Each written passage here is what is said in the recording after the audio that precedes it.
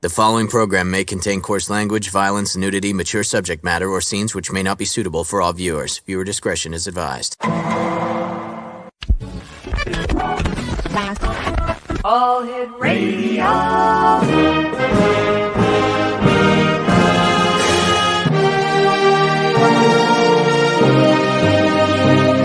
Welcome to the X Zone, a place where fact is fiction and fiction is reality.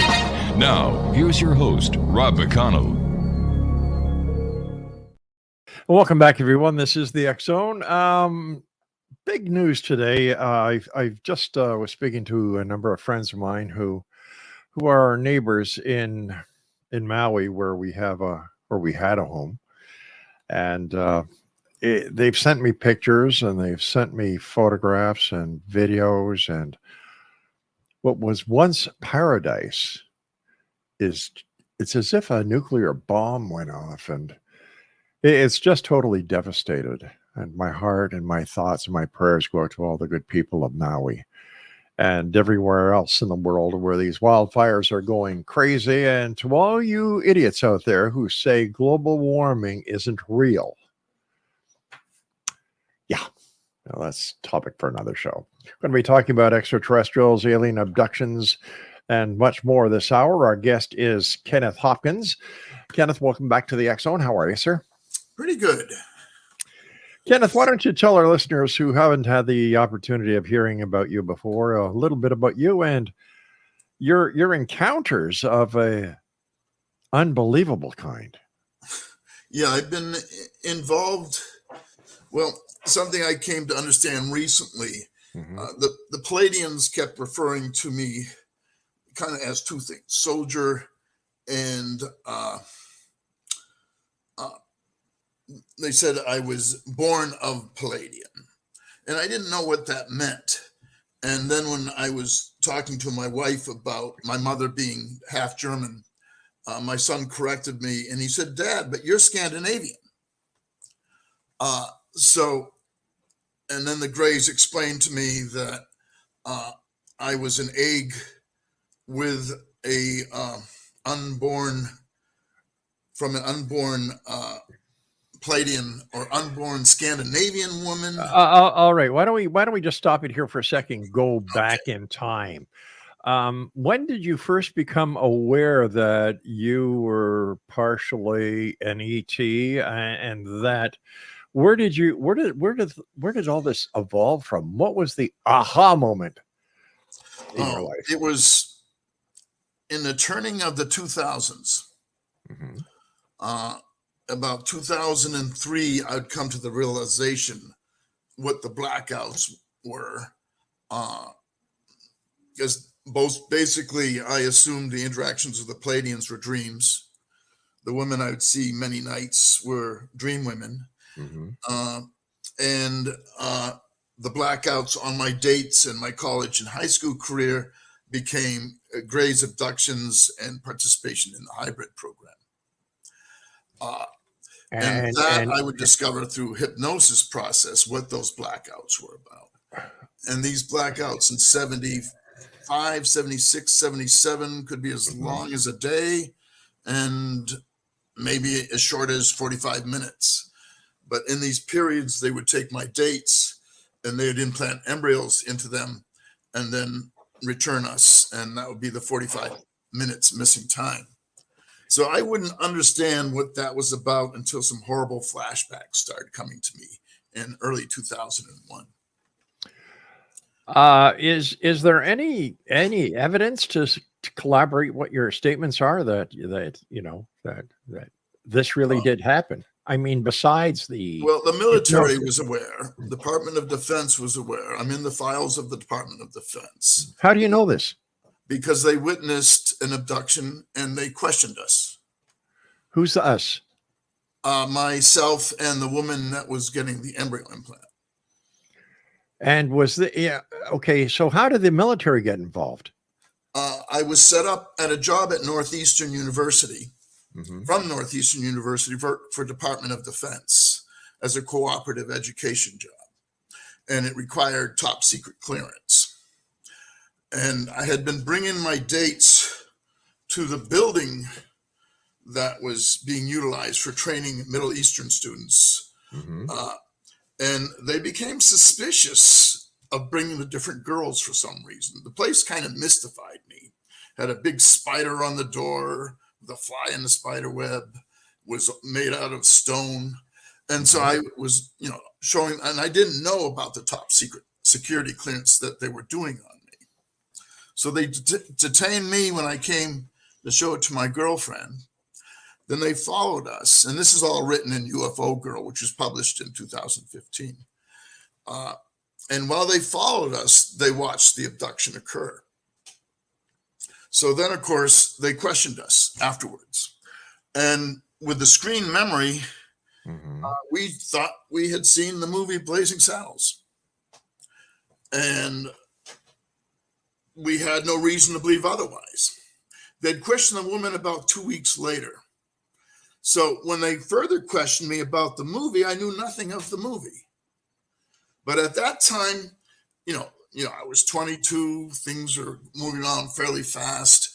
So I really didn't give it much attention. Later, I'd realize they would question the girl about 2 weeks later. She would not go out with me after that. And that was the beginning in the first book of 3 women's abductions. Oh, okay, let's stop here for a second. You're 22 years of age. You're at a university. Was there alcohol or drugs involved? Marijuana, I'll take some blame for, and alcohol, beer. But for the most part, it was just the passing of time. You look at your clock; it's 9 o'clock. Boom! It's 9:45 in a split second, with a 16-hour missing time. It was daytime, 10 a.m. Next I know, it was dark, 2 a.m. So this became ongoing, and I had made a decision to pretend it wasn't happening because there was nothing I could do about it. So eventually, the end of 77, the last of the abductions took place, and then that pretty much disappeared.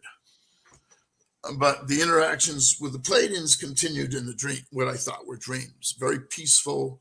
They didn't tolerate violence.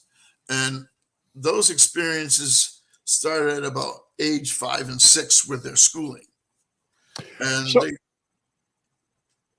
so why do you think you were selected? Many of us have been selected. Well, why you? I'm not talking to anybody else tonight except you. Other than the fact that the embryo I came from, the military was aware that in a confrontation with the military and surveillance, they made me aware that my father wasn't my father. So when I went through Ancestry.com, I found my father was my father. I never thought to look to see who my mother was. Right. So Ancestry.com confirmed that I was Scandinavian, which there's no blood anywhere in my family of Scandinavian. I was born unusually white. So that's basically the sequence of events. I have, no doubts of my experiences. I listen to many with doubts. I'm listening to people with doubts who are having the experiences. Besides Ancestry.com, have you undergone any DNA testing to see where your roots are? There was another outfit. I was looking to send in another sample because I was told this other group was able to locate what part of the world that would be from. Right. But I haven't completed that. I haven't done that yet. Have you had any medical workups to see if you're any different on the inside than the rest of us? During my appendix operation, they couldn't find the appendix. But basically, the Pleiadians genetically are a close match to us. There hasn't been anything that has come up. Of course, being part of the veterans, there's been disappearing medical records, which we don't have an explanation for. My last MRI on my back disappeared before it was put into the medical records. Now, are you a veteran? I'm a Navy veteran, 40% disabled. Wow. Thank you for your service. Yeah, well, my service continues with a group, the U.S. military group that takes me. And they're currently doing surgeries on me. And the last group of surgeries left 11 fractured ribs on the side when they put a new lung in. And that has left me disabled for about a year and a half now. I'm going in for my second surgery to reattach all the ribs. Wow. What happened to you where you needed the lung to be they're replacing organs, and the right lung had been replaced 2 or 3 years ago, and the x-rays will show they're not the same lungs. The tumors disappeared, so forth. So they inserted, and I can send you pictures of the surgery, surgical marks and so forth if you're interested. I awakened after, of course, they take you in your sleep, and I was in my room. Plasma teleportation is used. They did the surgery, and when I show you the marks of the surgery, you can see the lung was inserted from beneath. And I think what the problem was, we're using the excuse, the Omicron infecting the left lung broke all the ribs. But I think what happened is they put the lung from a clone from a younger man, and the lung was too big for the chest plate. So the cough made it much easier to break all the ribs down the left side. Oh my gosh. Why didn't the Pleiadians take care of you? The Pleiadians haven't done much medical. The Greys have done most of the medical. The Pleiadians has been education, their breeding program, and communications. I was writing a lot with Facebook on communications, political structures, economic structures that they come and they believe in. And I'm looking to collect more information in my book after this book on the different structures, societies that the higher frequency celestials come from.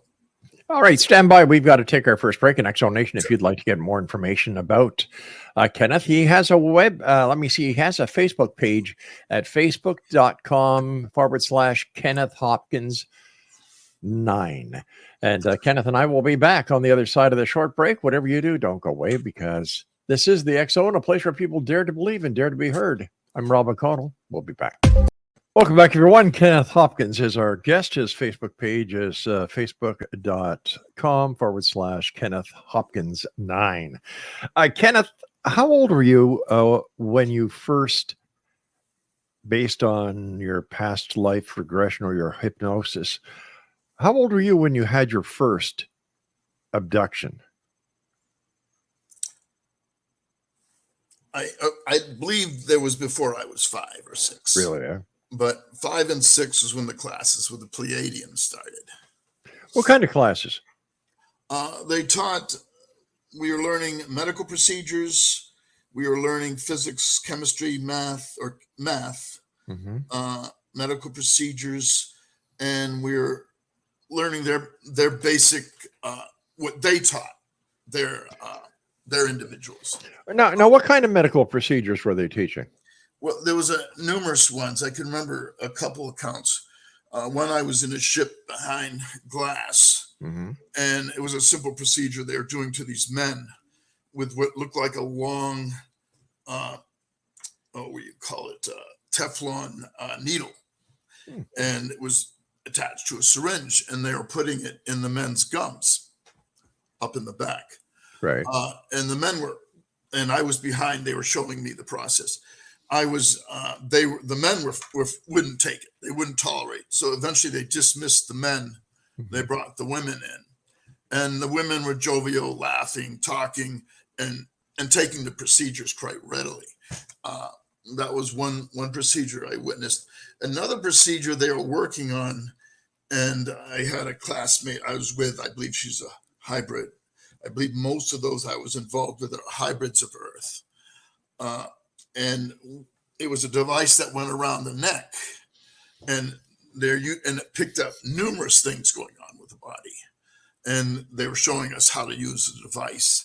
And then they're going to have us practice on people. We were a little concerned about putting something around a person's neck.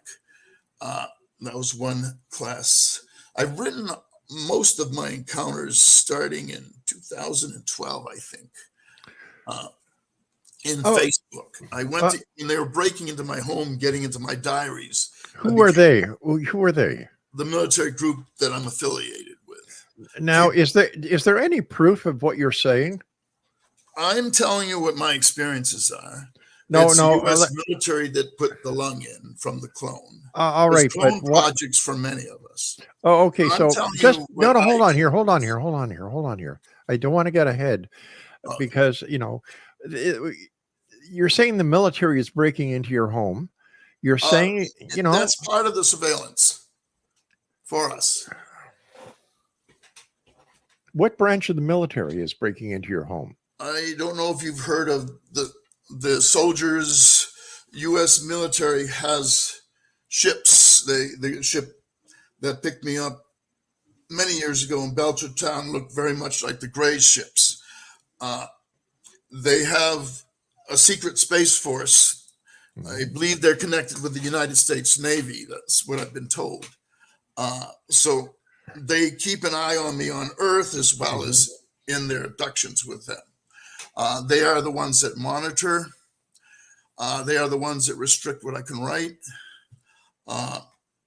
And for years, break-ins in cars, break-ins in homes, all this has been ongoing. It hasn't been until in the last year that I've come to understand who the group is that's been breaking into my home and their formation. All right. People breaking into your home, did you make police reports? Yeah, there's many police reports. Really? And what do the police say? Basically, the police in the small towns really can't do anything but finish a report. So there isn't much the police can do. These people are very good. They also monitor the police cruisers and their locations. And many of us are observed in this fashion. So I'm not the only one. I may be the more vocal one with the missions I did and so forth. What kind of missions did you do? Well, in teleportation, the Greys used us for a particular mission. The military used us for going into facilities, arresting. In some cases, we shot the people in the facilities. And I believe... Okay, hold on here. You shot people. We followed through on the missions. We were told to do. Okay, now hold on here. Shooting a person, did you kill them or did you just maim them? No, it was the instructions were to go in, eliminate everybody in the facility. They were looking for uranium, and that's what we did. Again, when I was involved in these missions, I did what I was told. And there seemed to be a certain correlation with the MK Ultra I was involved with and these missions. Many of these missions I wasn't conscious of. As I became conscious of them, I started to rebel. And that ended those missions pretty much. How did it feel to kill someone? I didn't.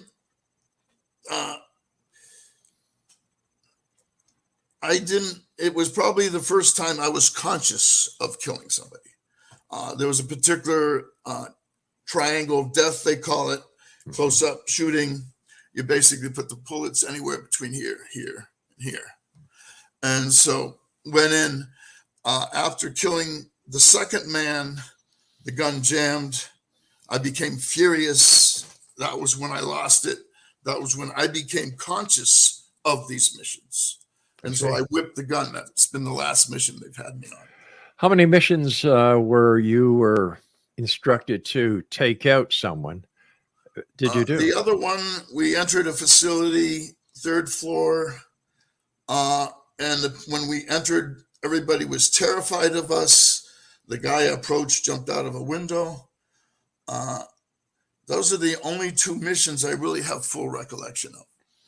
Do you fear any retribution going on national television and radio and saying that you've killed people? No, I don't. The military, because of my involvement in this program, is obligated to protect me. The Greys have offered a protection, and the Greys' protection far exceeds the military's protection. The Greys can turn time back and redo a situation that amounts to have been a death situation. The military has an obligation to protect me, so that became the conflict that led to the lung transplant. They didn't want me going to Africa. They did not want me going overseas. So 3 days before I was leaving for overseas, they replaced my left lung. Now, when you say 3 days before you went, you were scheduled to go overseas, was this as a member of the military, or was it a member as John Q. Public?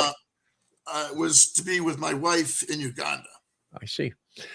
If, you know, like earlier on in the show, you said that the Pleiadians taught medical procedures.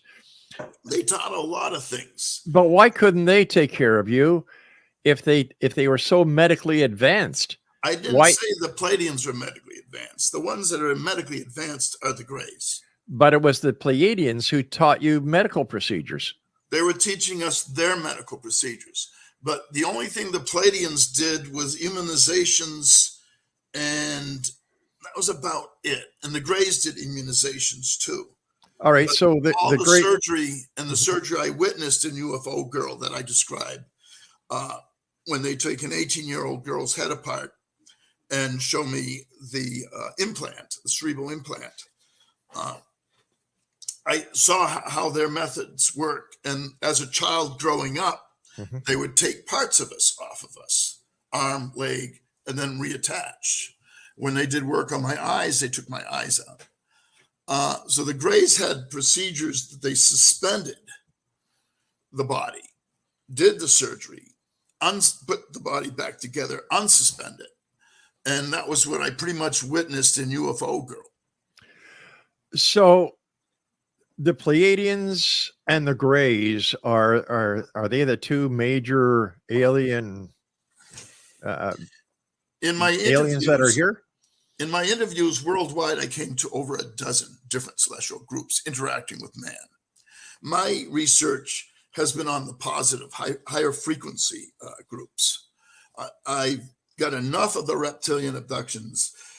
If I can help somebody having a reptilian abduction, I'll see what I can. I was given a lead with on stopping people, because the reptilian abductions are horrible. They're rapes, they're sexual assaults, they're beatings, they're tortures. And the reptilian rules with fear. And the Pleiadians are with love. This is what's brought the Pleiadians and the reptilians in conflict. So the Pleiadians believe in the creator, not in the many different gods that everybody's worshiping. And to serve the creator, we love one another. That's the basis of their religion. They have no resemblance to Christianity. In my created religion. In the information you sent my producer, you said that it says briefly describe any paranormal experiences that you might have had. We talked about the abductions that you listed, but photographing abductions. Yeah, I have the films, and I got 20,000. They visit me in my room. Everything is done from my bedroom. Unfortunately, you can't use digital film. You have to use film. Because the electromagnetic frequencies, they come in, and I can send you a group of these pictures with some explanation after the show if you like. Sure, I'd appreciate that. All right, I'll definitely send them to you. We had holograms forming in one communication with a group of insectoids. So in the pictures, it shows how I leave my room, how we come in plasma form, and we usually leave clean, except a lot of electromagnetic disruption in the film. Right. What about your family? Are you in fear for your family's safety with everything that's going on with you? In fear for many reasons. One, because of the Greys, because they have reversed situations. A military saved my life in 1976, intervening in a situation that I was being set up for torture. The car accidents I should have died in were reversed. Assaults, for the most part, I haven't had to deal with assaults. Car accidents and motorcycle accidents I should have died in. And it wasn't because I was reckless. It was with the abductions, you get very little sleep. You can go a night with 2 hours sleep. And when you get 4 nights of abductions, and what happened is I fell asleep at the wheel. at the wheels, and another one's hitting sand with a motorcycle, going in. Everything seemed to be with 18-wheelers for some reason. So when I was looking at death, next I know, I'm going quietly on a road. So the protections of the Greys, and the military's aware of the protections the Greys can provide. The Greys are masters with time. The military has an obligation with the original contract to protect me. That was their concern with me going into Africa, is they didn't feel there'd be enough protection. They were advising me to wear bulletproof vests. Eventually, they were comfortable enough. I believe they attempted to break into the facility I was in. And the facility I was in is my wife's house in a compound. Every entrance between concrete is all metal. It's like a jail. So they weren't successful in their attempt. They woke us up, but they weren't successful. All right, Kenneth, stand by. We've got to take our break at the bottom of the hour. Exonation, Kenneth Hopkins is our guest. Check him out on Facebook, facebook.com/Kenneth Hopkins 9. I'll be back on the other side of this break. Don't go away. Kenneth Hopkins is our guest. His Facebook page is facebook.com/Kenneth Hopkins 9. I just want to mention best method for contact is khop53@outlook.com. All right, we'll make sure that goes up on our screens. I've been interviewing people worldwide in many countries, and the interviews, as I said, with the higher frequency beings. And in my interviews, I've come to learn that many of the contactees are soulmates to the Celestials, and the Celestials have shown them the worlds that they were previously living in. Many contactees have an understanding of their past lives.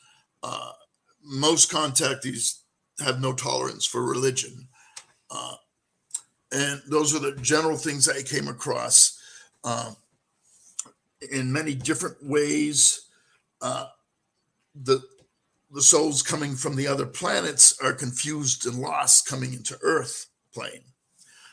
They're coming from worlds without discord, worlds without war, worlds without the horrors and tortures. And of course, they're not coming from a capitalistic system of profit.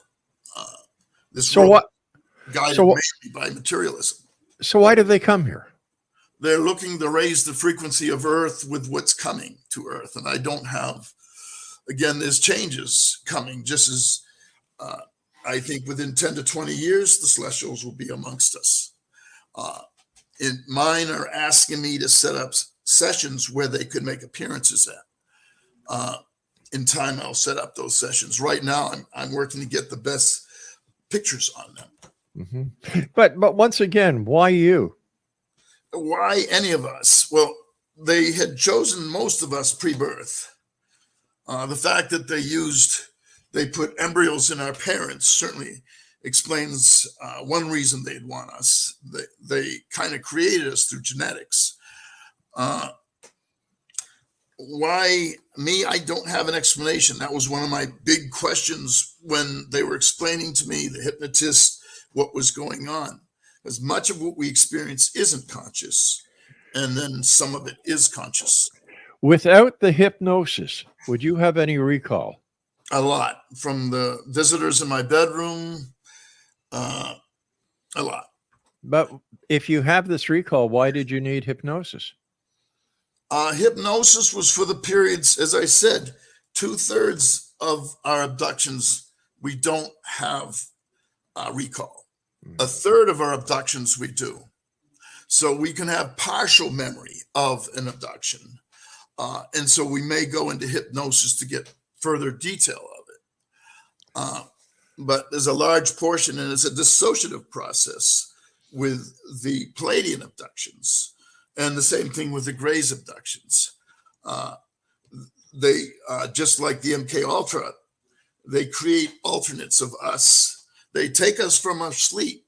So in many of the abductions, we're not conscious. Tell me about MK Ultra. I was learning disabled, diagnosed mentally retarded, and that brought me to be brought to Boston Children's Hospital. Dr. Vincent Perlow would start the first session with a needle in my arm and a child for me to do things to. That is the first session I remember. What kind of things would this doctor have you do to another child at such a young age? These children were abducted out of Mexico, South America, used for the MK Ultra projects. They were disposable. And the MK Ultra pretty much were considered disposable. So these children, they would have us do things up to killing them. The dissociation would occur because they'll become a part of us that couldn't deal with what they're having us doing, and that creates dissociation.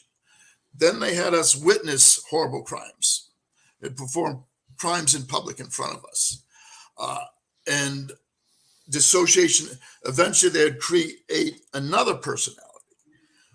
Then they would train that personality. And I believe that was a personality used in those missions I was explaining to you. Wow. So I've done extensive research on the MK Ultra. My partner in UFO Girl, the one I write about, had a cerebral implant. This caused violent convulsions, which the Greys are very close to me. So the Greys were looking to find out what caused the convulsions. She ended up in a hospital the previous day. So they took us for 16 hours. In that period, I describe it in the publication 2015. They take her head apart, take her cerebral left side out, and they show me the implant going into her head. And they asked me what I know about that implant. She had been hired, or she was picked because of her involvement and because she was in that MK Ultra Monarch project. And these were CIA Monarch projects. So I published in my book a picture of a young child with the wires coming from her head as they tuned it. So let me get this straight, because the time is just moving on so fast. Yeah. You were diagnosed at a very young age with what? As mentally retarded. Okay. So the school system. Okay, go ahead. No. Okay. Now, as a child, you went to this hospital, Boston Children's Hospital. Boston Children's Hospital, where you were what were you? You were brought into MK Ultra by the doctor who was attending you? Yeah, the psychiatrist, Dr. Vincent Perlow. If you look up his name, you'll see my MK Ultra crossed out next to it. Okay, and as a child, you also killed children? No, well, in his office, I didn't want to get into these blackouts, which is basically what they were. Mm-hmm. I spent most of my concentration and work research with the celestial involvements, which were a hell of a lot better. But I don't know, and other than a needle and that child, I don't know what happened. Okay. And I have no intention of going into that any further. Okay. Then the witnessing of shootings, people in the head, and the decapitated bodies and other things came through flashbacks. But I really haven't, other than my interview work with other MK Ultras, I haven't done much going into the training of that. Why are you going?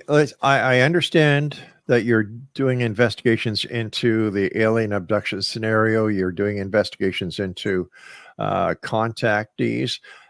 Where does MK Ultra and the CIA fit into this realm of investigation? The military group, the U.S. military group, is the only connection I can see. The Greys are not connected with that.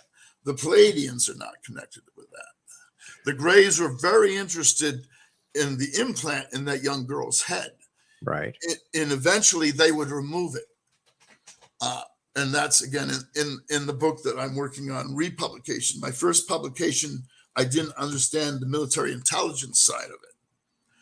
Okay. The military intelligence has given me that additional information. It took place in 1976, so nobody's really concerned about top secret, above top secret classifications. So I've gotten additional information plus my own investigation. The woman I write about would be shot in the head when the military was done with her, as a couple of their agents were. Again, MK Ultras are considered disposable. And this is a U.S. military. Now, I understand that you live in a small community in Massachusetts. Uh, what are are your neighbors aware of your involvement with the ETs? I have kept that quiet in this small town in Western Mass because if a connection comes up, I'll go through with it.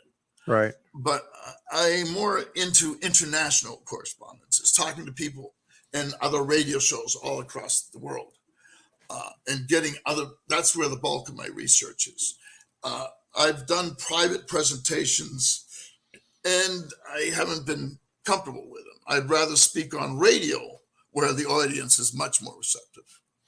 Okay, speaking about that, we've got to take our final break, so please stand by. Kenneth Hopkins is our guest, and we'll be back on the other side of the short break as we wrap up this edition of the X Zone with yours truly, Rob McConnell. Send me an email, xzone@xzoneradiotv.com, and you can always find out what we're up to by going to xzbn.net. The X Zone, a place where people dare to believe and dare to be heard, right here from our broadcast center and studios in St. Catharines, Ontario, Canada. Don't go away. And welcome back, everyone. Our guest, for some reason, is no longer with us. He kind of disappeared during the last commercial break. But I must tell you that, wow. I've had some weirdos on this show before. I've never had anyone confess to killing people before or being... You listened, you heard it. What do we do with this? Is this an example of what kind of people are actually believing that the aliens are out there? Is the government, the U.S. military, sanctioning murder? I don't know. His story seems so far-fetched. So far-fetched. It's... I've never had anybody admit to killing people before on the show. And I must tell you, as a former police officer, it bothers me. And I think that what we're going to do, in fact, my producer has already contacted the local law enforcement and the Massachusetts State Police, as well as the military police. And they will be getting a copy of the show after we finish it in a little while. I don't know. Do me a favor, X Zone Nation. Spread the word about this show. Let's people like this cannot go on. They just can't go on air and just uncensored say what they want to say just for a little bit of notoriety. Now, I believe it's our obligation as citizens and my obligation as a broadcaster and a former police officer to do something about this. And we will. And we will keep you, the members of the X Zone Nation, abreast of what we were doing and why, who we spoke to, and what actions will be taken. We'll also keep everything online on the Canadian News Network website at www.canadiannewsnetwork.com. I'm sorry, .net. That's CanadianNewsNetwork.net. We're going to be breaking off now, and we will see you on the other side of the news at the top of the hour as the X Zone continues with yours truly, Rob McConnell, from our broadcast center and studios in St. Catharines, Ontario, Canada. Don't go away.